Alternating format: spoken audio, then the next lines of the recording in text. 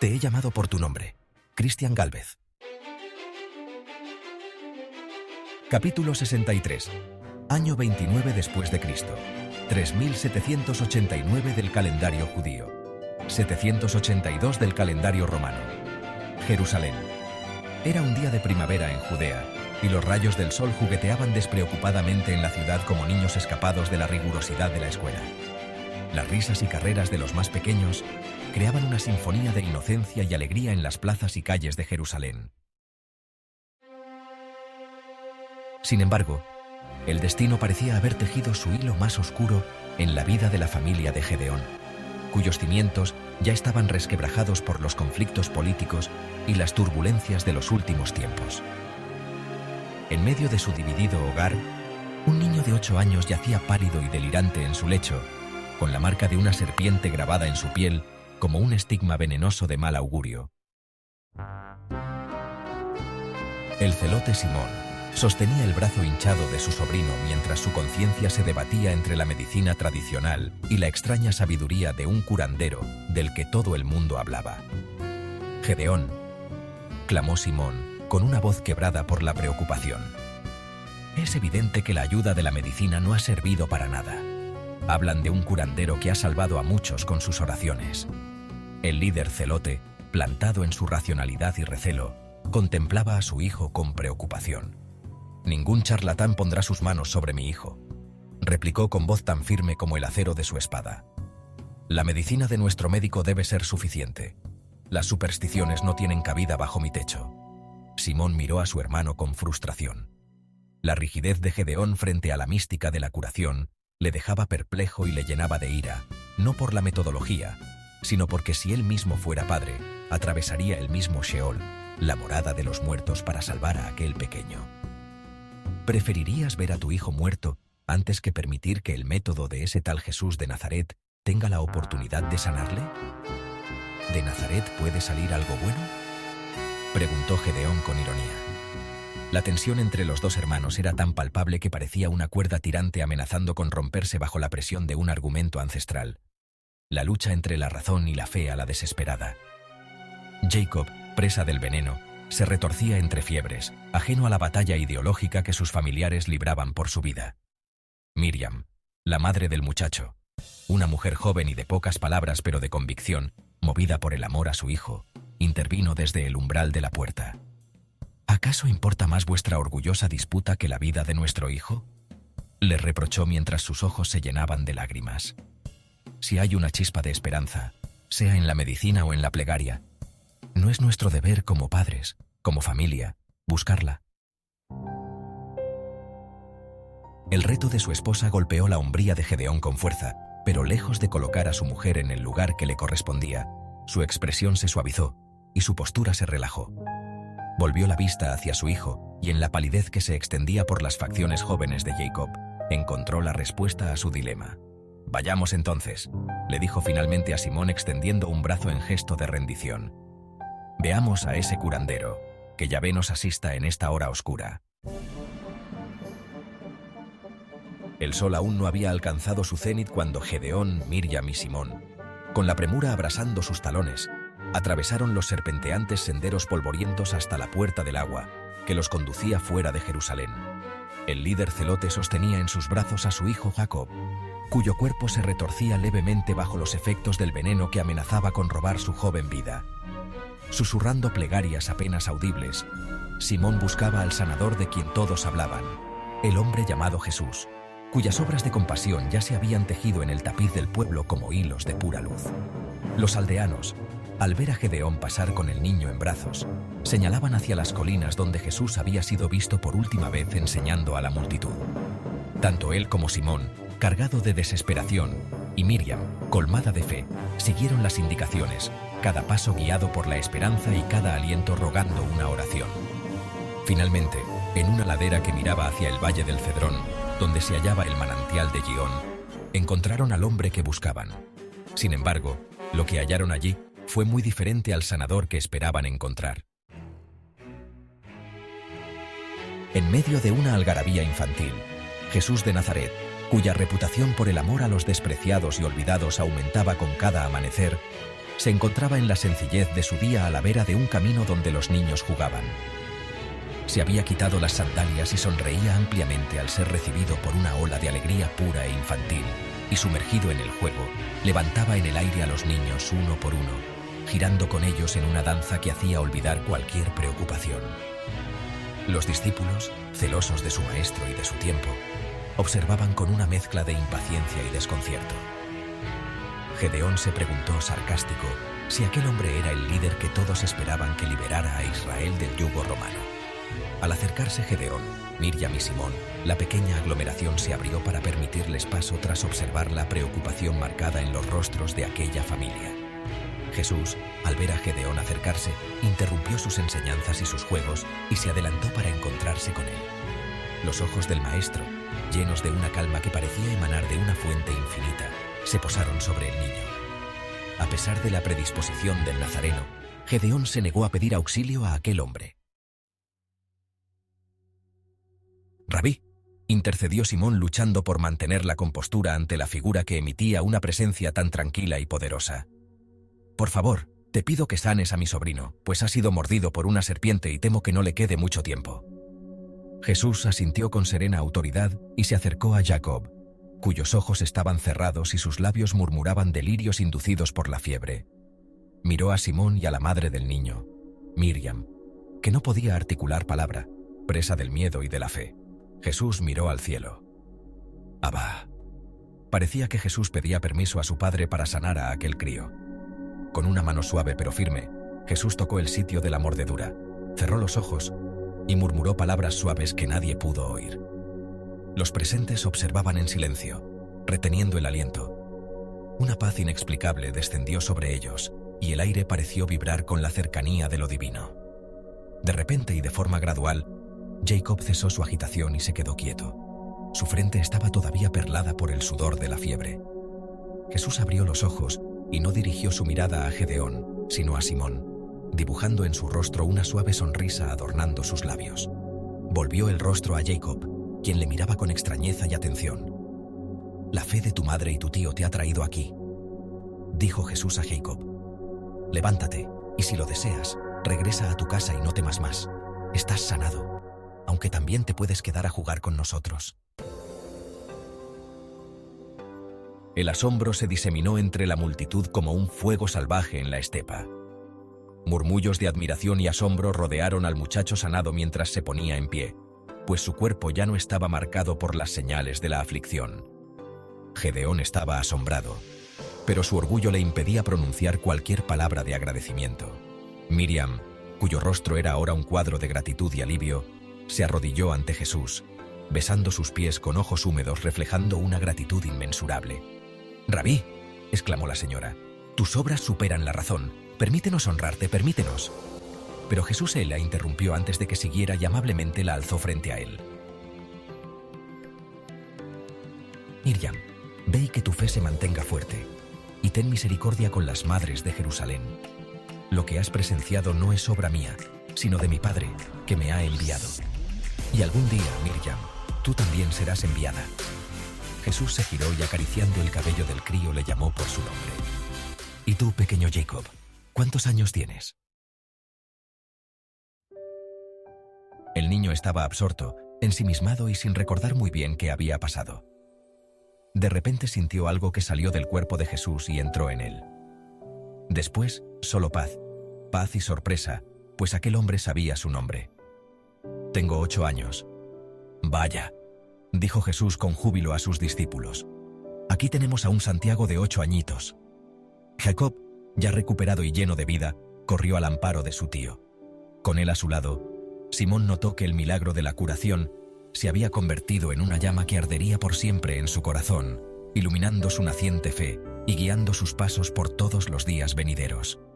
Jesús, que notó la lumbre en su interior, se acercó a él y posando su mano sobre su hombro, terminó de desajustar al celote. «Simón Cananeo, deja la espada y sígueme». El celote quedó en silencio, asombrado. Gedeón sintió celos. La primera opción de su primogénito fue su tío Simón. También la de aquel Jesús de Nazaret. El Galileo, como si fuera capaz de leer los pensamientos, Miró a Gedeón. Aguantó la mirada de aquellos ojos color miel. Esperó a que el nazareno pronunciara palabra. Sin embargo, el carpintero forzó el silencio, tan cómodo para él. Gedeón, incómodo en la mudez, frunció el ceño y tomó la palabra. ¿Qué le pides a aquellos que quieren seguirte? Te pido, Gedeón ben Ananías, lo que le pido a todos. Vende todo cuanto tienes y distribúyelo entre los pobres y tendrás un tesoro en los cielos. Luego ven y sígueme. Pero Gedeón, cuando escuchó lo que le dijo Jesús, enfureció, porque sus propiedades estaban al servicio de un movimiento político radical que pretendía derrocar a Roma. Cuando Jesús vio que Gedeón empezaba a irritarse, se dirigió a los allí presentes con franqueza. Qué difícil es para los que tienen riquezas seguir al Hijo del Hombre. En verdad os digo que es más fácil que un camello pase por el ojo de una aguja que el que un rico entre en el reino de Dios. Crispado, Gedeón decidió marcharse de aquel lugar. Con la mirada, instó a su mujer y a su hermano a que partieran con premura, pero su familia ya había tomado una decisión. No había orden que los moviera de allí, junto a Jesús de Nazaret. El Galileo se dirigió de nuevo a Gedeón condescendiente. Gedeón, vuelve tu espada a su lugar, porque todos los que tomen la espada a espada perecerán. Gedeón escupió en el suelo y se marchó, convencido de que el Mesías, el descendiente del rey David, aún estaba por venir. El que tenga oídos, que oiga, susurró el nazareno en forma de lamento. De nuevo los niños, que reconocían en Jesús a un amigo y cómplice de sus juegos, interrumpieron la invitación y le rodearon con vítores y risas, cada uno ansioso por compartir un momento con este hombre cuya presencia misma era una caricia para el corazón. En esa hora sin tiempos, Jesús era simplemente otro niño en sus festividades, libre del peso del mundo más allá de las colinas y los olivares. Fue en medio de esta escena vivaz y despreocupada que un extranjero con tez oscura y sus hijos llegaron al lugar, con sus cuerpos cansados del largo camino que atravesaba Judea. Deteniendo su paso, el padre observó cómo aquel hombre, a quien había escuchado en susurros de esperanza y profecías, se mezclaba con la inocencia de los pequeños como uno más. Intrigado por el contraste de la majestuosidad que se esperaría de un maestro con la humildad que ahora presenciaba, el extranjero decidió acercarse. Los niños, al ver a aquel hombre de piel oscura, acudieron a Jesús, tirando de su túnica, invitándose a unirse a su juego. Pedro, con su habitual ímpetu, se adelantó con la intención de disuadir a los niños que se acercaban. Ahora no, pequeños, el maestro tiene cosas importantes que hacer. ¡Rufo, Alejandro! ¡Dejad tranquilo a ese hombre!, gritó el extranjero. Pero Jesús, sentándose en la verde hierba con los brazos abiertos, los detuvo con una suave pero firme ordenanza. Pedro, Simón, dejad que los niños vengan a mí y no se lo impidáis, pronunció con una mirada serena pero aleccionadora. Porque de ellos es el reino de los cielos. El extranjero quedó boquiabierto. Jesús le había llamado por su nombre, y mientras los niños, al escuchar sus palabras, corrieron hacia Jesús con alegría desenfrenada y risas que brotaban como un manantial en primavera. Se agolparon a su alrededor, algunos abrazándole, otros sentándose a sus pies escuchando atentos, y un pequeño que jugueteaba con las borlas de su manto. Todos querían estar cerca del hombre que acogía a todos sin distinción. Los discípulos intercambiaron miradas perplejas, sin comprender del todo. Juan, el más joven, disfrutaba a cierta distancia del regocijo compartido. Judas Iscariote se había sumado a los pasatiempos con un par de pequeños. Mateo recogía a un crío que había salido rodando y le sacudía el polvo. Santiago el mayor, por alusión directa al niño que acababa de sanar, alzó la voz con humildad. «Maestro, queremos saber, ¿qué pueden enseñarnos estos pequeños? Vienen a ti con manos vacías, sin saber qué es la fe», añadió Bartolomé. Santiago propinó un codazo a Bartolomé por su impertinente comentario. Jesús se levantó y acogió a Jacob, el niño recién sanado, y acariciando su cabeza les respondió: «En verdad os digo que quien no reciba el reino de Dios como un niño no entrará en él». Estos pequeños, en su sencillez y humildad, en su capacidad de maravillarse y en su plena confianza, poseen el corazón que todos deberíamos buscar. Luego, alzó a Jacob en sus brazos y lo miró a los ojos, como quien ve el amanecer de un nuevo día. Quien se haga pequeño como este niño es el mayor en el reino de los cielos. Y cualquiera que reciba a uno de estos niños en mi nombre, a mí me recibe. Jacob fue presa de un amor infinito que no había sentido jamás en su corta existencia. El silencio se posó sobre el grupo y en el aire reposaba una nueva comprensión. Los apóstoles, hombres acostumbrados a buscar grandes signos y milagros, comenzaron a entender la grandeza que residía en la pura aceptación y la entrega desinteresada de los menores entre ellos. Los discípulos que se habían mostrado algo reacios se acercaron entonces, uniendo sus voces a las de los niños en conversaciones simples y alegres juegos. Al presenciar a los menores regocijados y aceptados, vieron reflejado el rostro de lo divino en la espontaneidad y la autenticidad de los niños y en el espacio sagrado que Jesús siempre guardaba para los humildes y puros de corazón.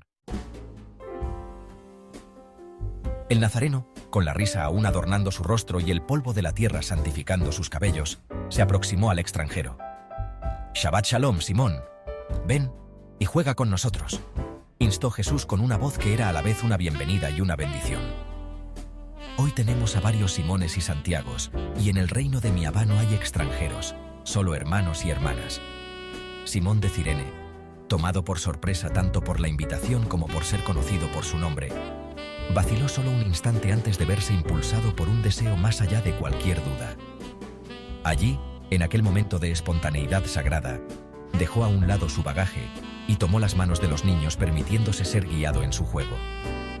Los pequeños se abalanzaron contra el nazareno, que perdió el equilibrio y cayó de espaldas sobre la arena. Los apóstoles se sobresaltaron y corrieron para socorrerle, pero encontraron al maestro envuelto en una carcajada tratando de zafarse pícaramente de los niños. Les hizo cosquillas y algunos se rindieron ante el nazareno, pero al final le fallaron las fuerzas y cayó rendido de cansancio y de alegría. Se le veía feliz y los discípulos le dejaron hacer. El de Cirene, avergonzado por la responsabilidad de sus hijos en la caída del nazareno, se acercó y los chavales se echaron a un lado. Agarró fuertemente la mano del Hijo del Hombre y lo levantó. Jesús se sacudió las ropas de polvo aún con la sonrisa en la cara y miró a aquel hombre con compasión para dedicarle una sincera mirada de gratitud. «Gracias por tu ayuda, Simón Cireneo, por esta y por las veces que están por venir». Aquel extranjero no entendió las palabras de Jesús, pero no hizo falta, no en aquel momento. A medida que el sol emprendía su descenso y lo lúdico dio lugar al cansancio, así los niños se acurrucaron en el regazo de sus padres y se dispersaron hacia sus hogares. Jesús y Simón el celote, ahora sentados y recuperando el aliento, comenzaron a conversar. Hablaron de muchas cosas, de la vida, del propósito y del amor, ese amor que Jesús predicaba y que se extendía más allá de las fronteras visibles e invisibles. Miriam y su hijo Jacob escuchaban boquiabiertos. «Padre, he aquí a tu hijo», pronunció Jesús dirigiéndose a Simón y Jacob. «Hijo, he aquí a tu padre». Jacob no entendió lo que Jesús quería decir con aquellas palabras, pero siempre había deseado tener un padre como su tío Simón. Su madre Miriam también lo había deseado en innumerables ocasiones. Simón, el nuevo apóstol, cuyo corazón latía por Jacob y en aquel momento había sido tocado por la profundidad de aquel maestro, estaba dispuesto a dejar aquel encuentro con una perspectiva renovada, sin acero, con un entendimiento más dulce de la divinidad entretejida en lo cotidiano. Y Jesús, con la mirada siempre puesta en el horizonte de los días venideros, sabía que aquel juego había sido más que un simple recreo. Había sido un encuentro de almas, el presagio de una comunión futura y la afirmación de que incluso en los tiempos más oscuros, la luz podía ser encontrada en la risa y la sencillez de un juego entre niños. Aunque aquellos niños crecieran. Y antes de que Simón, Miriam y el pequeño de 8 años completamente sanado emprendieran el camino de vuelta a casa, Jesús se dirigió al niño. Cuando estuvo a su altura, se arrodilló y puso ambas manos sobre sus hombros. «El Señor que formó Israel y que te creó, Jacob, te dice: no temas, que te he redimido, te he llamado por tu nombre, tú eres mío. Cuando cruces las aguas, yo estaré contigo, la corriente no te anegará. Cuando pases por el fuego, no te quemarás, la llama no te abrasará. Porque yo, el Señor, soy tu Dios. Jacob miró profundamente a los ojos de color miel del Nazareno, sin entender una sola palabra. Solo sentía paz y tranquilidad, y una profunda admiración por aquel hombre de sonrisa sincera. Una ligera brisa comenzó a despertar. No entiendo, Señor. Tranquilo, hijo. Jesús se apartó sus cabellos de la cara. Cuando las tinieblas inunden tu camino, yo seré tu luz. Y en verdad te digo que llegará el día, Jacob, en el que tú salvarás la palabra de mi padre. Pero ahora ríe, juega, llora y sueña. Nos volveremos a ver pronto, Shalom. Y besando su frente y deseándoles paz a todos los demás, Jesús marchó con sus discípulos. La tarde cedía paso a la sombra de la noche, en una jornada donde Jesús de Nazaret les enseñó, tanto a niños como a adultos, que cada día estaba lleno de momentos de santidad y que cada alma era un templo digno de atención y amor. En la simplicidad de esa tarde, el reino de los cielos se reveló no a través de prodigios, sino en el risueño juego de unos niños en los brazos de Jesús de Nazaret. Y un niño de 8 años, sin esperarlo, recibió una aspiración celestial, un telos. Aunque ese niño tardaría varios años en conocer a un griego que le enseñaría el verdadero significado de la palabra propósito. Pero Dios tenía un plan,